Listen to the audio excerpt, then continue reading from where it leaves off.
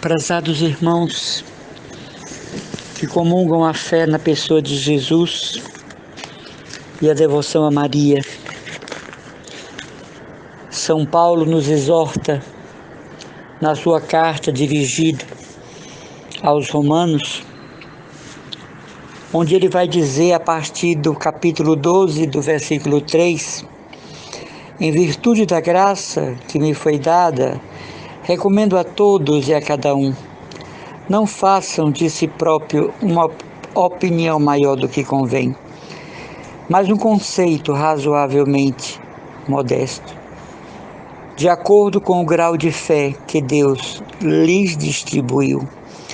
Pois como em um só corpo temos muitos membros, e cada um dos nossos membros tem diferentes funções, assim nós, embora sejamos muitos, formamos um só corpo em Cristo e cada um de nós é membro um do outro.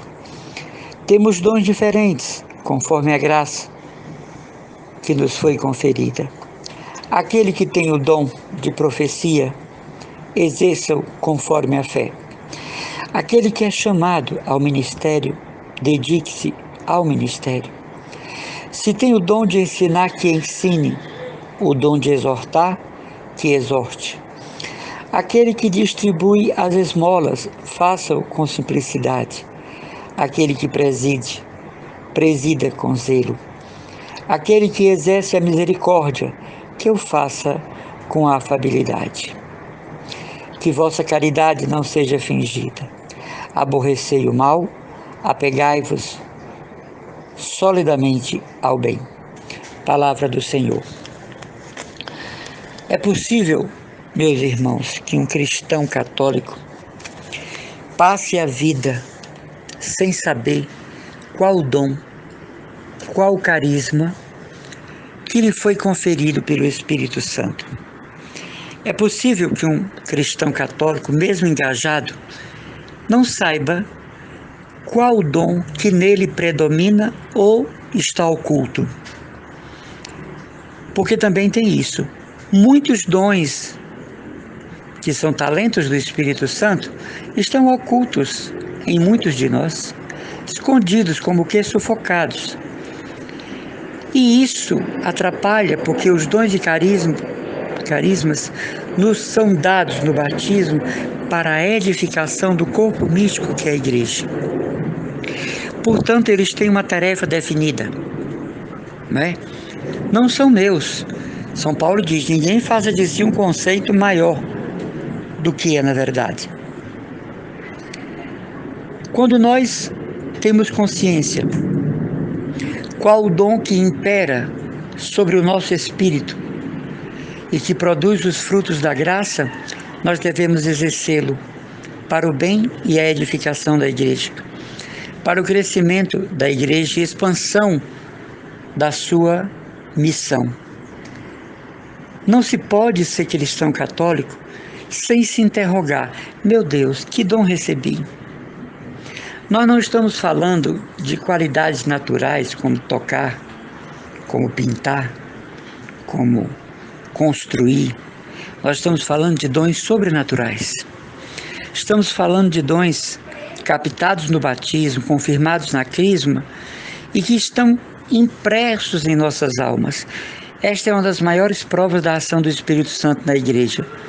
Pessoas que visivelmente, aparentemente, não são portadoras de um potencial de graças, mas quando abrem a boca, por exemplo, no ministério da pregação, dizem coisas salutares, edificantes, que vão dando forma, que vão dando, digamos assim, sinais da santidade da igreja. A habilidade profissional é uma coisa que se tem, que se nasce com ela ou que se aprende nas universidades, nas escolas. Mas a habilidade do Espírito de consolar pessoas, a habilidade de impor as mãos e curar enfermos, a autoridade sobre o mal, personificado ou impersonificado, corporal ou incorporal, isso é dom do Espírito Santo. Uma coisa é você ter um caráter firme, decidido para gerenciar uma empresa, um colégio, uma repartição social, Isso aí é algo que se aprende na neurolinguística, por exemplo, na psiquiatria, na psicologia, no curso de administração de empresas. Mas aquela autoridade do Espírito Santo, de quem fala e cala o inimigo, é dom, é caráter do Espírito Santo, é manifestação do seu poder, é raio de luz da sua graça. Talvez você não tenha se perguntado ainda qual o dom. E quando você diz, eu não tenho dom nenhum, então você está negando o batismo, e se foi crismado, está negando a crisma? Não, eu sou uma pessoa muito simples, eu não tenho dom nenhum, eu sou até quase que não estudei, não sei falar. Acontece, meu irmão, minha irmã, que os dons, a sua execução, a sua projeção, a sua exteriorização não nos pertence, pertence ao Espírito Santo. Na minha vida consagrada, conheci pessoas semi-analfabetas e até mesmo analfabetas que, quando falavam no grupo, ali na reunião pastoral, na catequese, no grupo de oração, na Legião de Maria, no apostolado da oração, nos deixava boquiaberto, porque nós sabíamos que aquela pessoa não tinha, digamos assim, não é? O grau de escolaridade necessária para daquela forma se expressar. Então aquilo me enchia de alegria, porque eu via que era o Espírito Santo vivo naquela senhorinha, naquele senhorzinho, naquele jovem, muitas vezes interiorano, que por si só recebe preconceito social, falar sobre Deus e sobre a igreja com uma veemência, com um toque de intrepidez, que só podia ser do Espírito Santo, que nunca age no improviso. O Espírito Santo é o Deus da determinação. Hoje eu queria conversar com vocês sobre que dom resplandece em você, que carisma está mais em evidência em você. E não me diga que você não tem porque você é batizado. E não me diga que você não tem porque você é crismado. E não me diga que você não tem porque você recebe Jesus na Eucaristia. Estaria o Espírito Santo morto em você? Ontem nós falávamos da importância das devoções transformadas em espiritualidade pessoal. Hoje eu falo do dom, ou dos dons. É possível que uma pessoa receba vários dons ao mesmo tempo. Somente Maria recebeu todos, em grau sublime. Mas tem cristãos que recebem dons como profecia, pregação, cura, libertação, exorcismo de demônios, autoridade na palavra, coordenação e congregação, reunião do povo de Deus, formação do povo de Deus. Mas uma pessoa pode passar a vida inteira num grupo de oração, num movimento de igreja, numa pastoral, sem descobrir que dom o Espírito Santo te deu. De repente você faz parte de uma pastoral, de um grupo de oração, de uma nova comunidade, de um movimento, e você diz, não, lá já tem quem cante, lá já tem quem pregue, lá já tem quem ore. E você? Quando o Espírito Santo vier recolher no final dos tempos os frutos da ação evangelizadora, o que terá feito eu e você? O que é que nós teremos dado para a edificação da igreja? Rezar pela igreja, isso é o ato comum de todo cristão. Mas junto ao rezar, tem a atitude, né? Não é que a oração não baste, mas ela tem complemento, que é a ação. E que é a ação apostólica, a ação pastoral, como se fala hoje, a ação profética. Hoje se fala muito, né, por conta dos pronunciamentos do Papa, igreja em saída. Mas essa igreja em saída necessita que os que estão saindo saibam para onde vão e o que vão fazer e como que vão com as ferramentas. E quais são as ferramentas? Os dons para o serviço, os talentos do Espírito Santo para a ação missionária, os carismas para a abrangência do reino de Cristo. Eu e você devemos nos preocupar, que dom eu recebi? No meu caso, Nosso Senhor me concedeu na sua infinita misericórdia o dom da pregação, da exortação evangelizadora. Certo, estudei, fiz teologia. Certo, tenho minha biblioteca. Certo, participo de cursos. É verdade que vou atrás de grandes teólogos. Todo o meu tempo livre é para estudar. Mas se o Espírito Santo não age na minha mente, são palavras que se perdem, são textos que se esquecem, são livros que se aborrecem, são assuntos que não interessam mais a alma. Existe um reciclar, existe um renovar dos dons todos os dias em mim e em você. Então, quando o irmão Emanuel Maria é chamado para pregar, eu não dou palestras, eu prego. A palestra são termos para falar sobre termos técnicos, assuntos, digamos assim, de abrangência pastoral. Eu não trabalho assim, eu trabalho com pregações. Então, quando o irmão Emanuel vai pregar numa comunidade, tem católico que não gosta dessa palavra. Acha piegas, né? Mas é ignorância mesmo. Então, quando eu vou pregar numa comunidade, eu vou munido dos dons que o Espírito Santo me deu, qual seja a observação do público, a unidade com as pessoas com quem eu falo, a responsabilidade com que eu vou dizer, levando em conta a igreja, a fidelidade ao Sagrado Magistério, à Sagrada Escritura, à doutrina dos santos, a ausência de qualquer tipo de vaidade ou de engrandecimento de minha pessoa pela atividade que estou exercendo. O pregador é uma pessoa do povo e com o povo no meio do povo. É muito triste esses encontros que nós temos por aí, onde existe o camarim para colocar a cantora, o camarim com ar-condicionado, frutas, ventiladores, gente bajulando, porque o pregador vai pregar. A primeira pessoa que deveria não aceitar isso seria o pregador.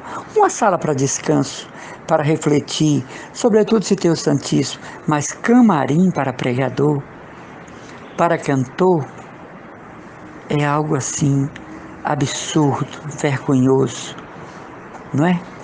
Algo assim que distrata a fé católica, envergonha, né?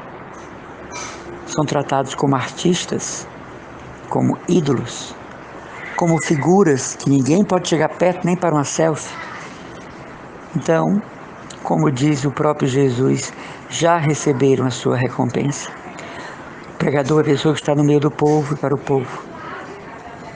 Ele não vai ensinar, ele vai partilhar. Ele vai condividir. Ele vai se associar àqueles cristãos que estão ali na reflexão da fé, porque o pregador primeiro prega para si mesmo. Depois para o povo e com o povo, e pelo povo e para o povo, para a igreja. Minhas irmãs, meus irmãos, você não pode morrer, você não pode voltar à casa do Pai sem ter conhecido quais os dons que o Espírito Santo lhe deu. Porque aí você vai ser como aquela parábola que o dono viajou e deixou seus bens para ser administrado, e aquele homem guardou o seu talento, e quando chegou o dono, ele disse: eu não fiz nada porque eu tive medo de perder o teu talento e guardei. E o que é que o Senhor diz? Servo mau e infiel, não é? Os outros multiplicaram os talentos que eu lhe dei, e tu os guardaste. Então, é isso que nós vamos ouvir do Espírito Santo. Servo mau e fiel, que teve a vida inteira para usar os talentos. E olha, não fique preocupado se alguém falar mal do teu ministério. Das duas, uma, ou é ignorância, inveja, ambição para estar no teu lugar, desconhecimento do que você conhece, despreparo, ou a mesma esquizofrenia, né? Mania de perseguição, cicatrizes psicológicas, correntes opressoras ou o próprio demônio em ação. Porque quem está em Deus vê num pregador, no ministro de cura, em alguém que congrega, em alguém que é catequista, em alguém que faz acontecer os dons, um presente de Deus para a igreja, um dom de Deus para a igreja. Às vezes escutamos falar mal desses padres cantores, porque eles são exibicionistas de um dom que não é deles. Mas nós temos tantos padres cantores dignos de honra, tantas freiras cantoras. Temos algumas que já são, como se fosse Lady Gaga, mas nós temos aquelas freiras cantoras que são mulheres sérias, que não estão atrás do vil metal. Nós temos freiras cantoras que estão milionárias, leigas cantoras que estão milionárias. Jesus diz: não vos preocupeis, já receberam a sua recompensa. E no dia do encontro com eles, Jesus dirá, no dia do encontro com elas, Jesus dirá: afastai-vos de mim, eu não vos conheço.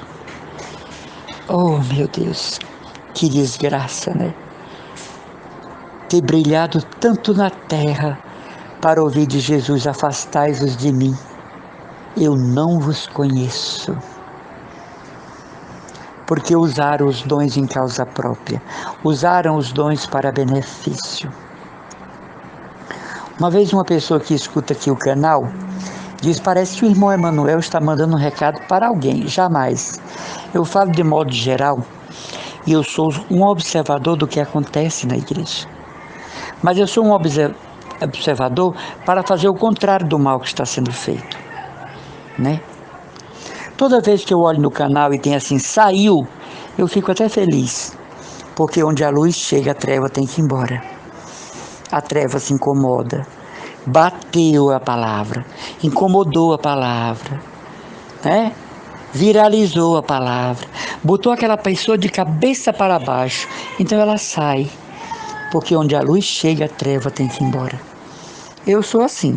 Quando eu chego num canto que a pessoa se levanta, eu não me ofendo, eu glorifico a Deus, porque aquela pessoa ao me vê, a luz divina em mim foi tão grande que cegou e ela saiu. Eu não sou nada, apenas servo sou, mas eu sei que Deus está em mim, e você deve saber que Deus está em você. Você deve valorizar a presença de Deus em você. Você deve ilustrar a presença de Deus em você. Caso contrário, você não é cristão católico. Alguém que não sente o poder de Deus agindo em sua defesa está longe da experiência de Deus. Aonde eu vou, o Senhor vai, onde eu entro, o Senhor entra, de onde eu saio, o Senhor sai, onde eu subo, o Senhor sobe, de onde eu desço, o Senhor desce. Eu creio nisso, você crê também. Se não, para que servir a um Deus ausente, distante, inconstante? O nosso Deus é presença marcante. Ele age em mim no aqui e no agora da minha vida. Como disse irmã Miriam Cole, eu durmo com Ele. E se eu não acordar, estarei com Ele. Não há mistério nisso. Não há medo nisso. Por isso, meus irmãos, procuremos saber qual o dom do Espírito Santo. Você nunca pensou nisso? Saiba que nós daremos conta por não termos usado o dom que nos foi dado no batismo. Se você não sabe encontrar sozinho, procure um bom diretor espiritual, um sacerdote digno e fiel ao Papa. Para que esse sacerdote, munido com as luzes do Espírito Santo, ajude você. Que Deus nos abençoe e nos conceda a graça de identificar o dom que Ele nos deu para a sua própria glória. Que faça produzir em nós, como diz Jesus, 100 por 1, os frutos do Espírito, os carismas do Espírito, os talentos do Espírito, para fazermos acontecer a igreja. Sim, eu não sou nada, mas eu faço a igreja acontecer em cada pregação que eu vou. Eu faço a igreja edificar-se em cada congresso que eu vou, seminário, retiro, visita, texto em família, cenáculos, visitas a hospitais, a empresas. Porque o dom não me pertence. Eu não tenho a oratória, eu tenho o dom da palavra. A oratória se aprende. Queridos irmãos, peça a Nossa Senhora, aquela que hospeda em si o Espírito Santo na condição de esposo, que lhe revele o dom que o Espírito Santo lhe deu, para que você possa emblemar este dom e se transformar em referência do Espírito para a edificação da igreja. Louvado seja o Espírito Santo e os seus dons presentes em nós. Um abraço e as orações do irmão Emanuel Maria, católico da comunidade católica, consagrado da comunidade católica Cristo Dominus, da paróquia de Santa Luzia no Meireles, da Casa Mãe, na Aerolândia, e na paróquia de São Francisco de Assis e Nossa Senhora dos Navegantes. Deus seja com você.